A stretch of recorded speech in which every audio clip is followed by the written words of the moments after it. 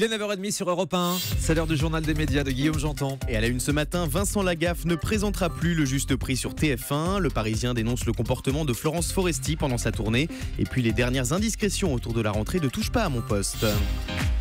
On commence donc avec Vincent Lagaffe qui ne présentera plus le juste prix sur TF1. Le jeu historique de la Une a connu des problèmes d'audience lors de sa dernière salve de diffusion, avec parfois des scores en dessous des 3 millions de téléspectateurs. Dans le magazine Téléstar, son présentateur Vincent Lagaffe explique qu'il ne souhaite plus animer le juste prix, un jeu qu'il juge obsolète au regard des autres jeux proposés à la télévision aujourd'hui. L'ancien animateur du Big Deal évoque également ses rapports quelquefois compliqués avec TF1, avec cette phrase « Parfois on se comprend, parfois on se comprend moins, mais on se respecte ». Vincent Lagaffe fera son retour sur TF1 le 10 août prochain avec un tout nouveau jeu intitulé Boom. L'entraîneur de natation Philippe Lucas tacle certains journalistes. Dans un entretien accordé à TV Mag, Laure Manodou et Philippe Lucas, le duo le plus célèbre de la natation française, est revenu sur sa séparation il y a 8 ans. Laure Manodou explique qu'elle et son ex-entraîneur n'ont jamais été brouillés ou fâchés comme l'avaient affirmé certains médias et qu'ils avaient simplement pas envie de se justifier. Philippe Lucas dénonce quant à lui, je cite, des conneries de journalistes avant d'expliquer que Laure était tellement médiatisée qu'au moindre faux pas, ça prenait une ampleur incroyable. Philippe Lucas a également fait une déclaration choc dans le JDD puisqu'il a affirmé qu'il avait participé à l'émission Qui peut battre Philippe Lucas sur TF1 uniquement pour le fric. Ah oui, je me souviens de cette émission, c'était pas très réussi effectivement et au moins il a l'honnêteté de le dire. Demain, je rappelle que Laure Manodou sera notre invité en direct de ces championnats du monde de natation sur Europe.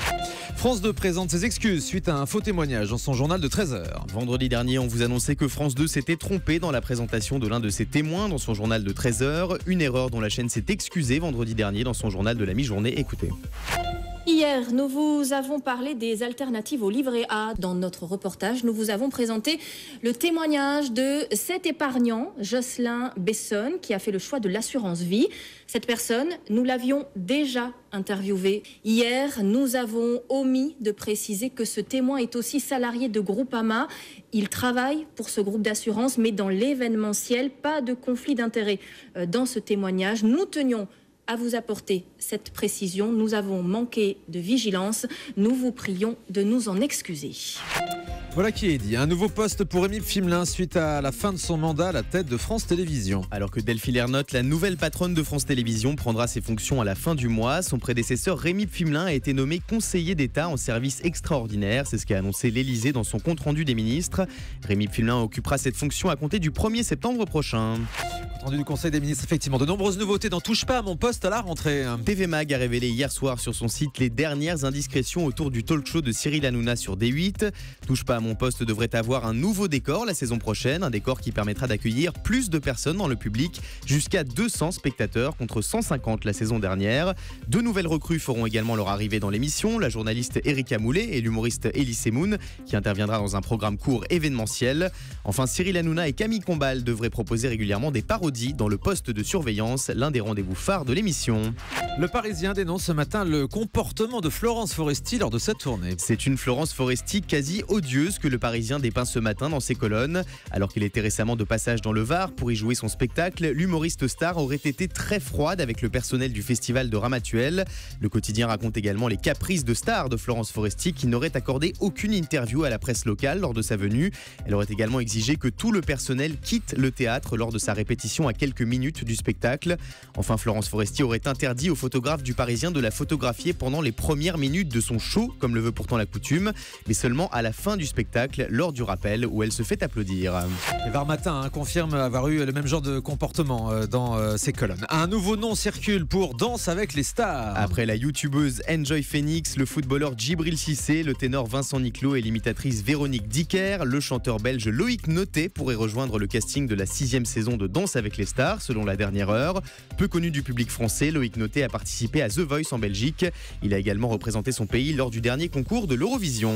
Danse avec les stars toujours, avec un ancien participant qui va jouer dans Nos chers voisins. Et il s'agit du breakdancer Brahim Zaiba. L'ex-compagnon de Madonna a confié à Télé 7 jours qu'il allait prochainement faire une apparition dans le programme court à succès de TF1. Il y incarnera le temps de 2 épisodes un certain Adrien, petit ami de la bimbo Chloé, interprété par la jolie Joy Esther.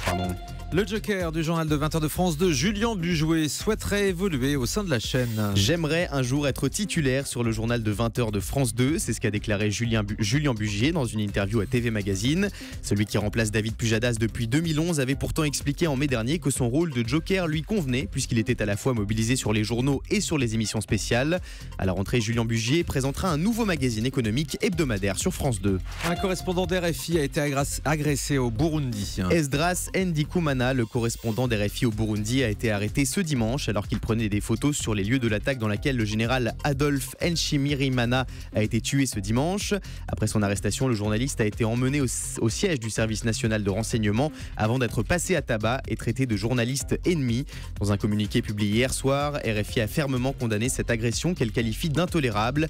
La directrice générale du groupe France Média Monde qui détient RFI annonce qu'elle va adresser une lettre aux autorités burundaises pour leur demander des explications et exiger qu'elles garantissent la sécurité de ses collaborateurs sur leur territoire afin qu'ils puissent continuer d'exercer librement leur mission d'information.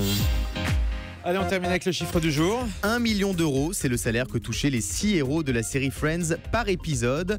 Un chiffre révélé par Martha Kaufman, la créatrice de la série culte, lors d'une conférence de presse. Une somme qu'elle juge ridicule.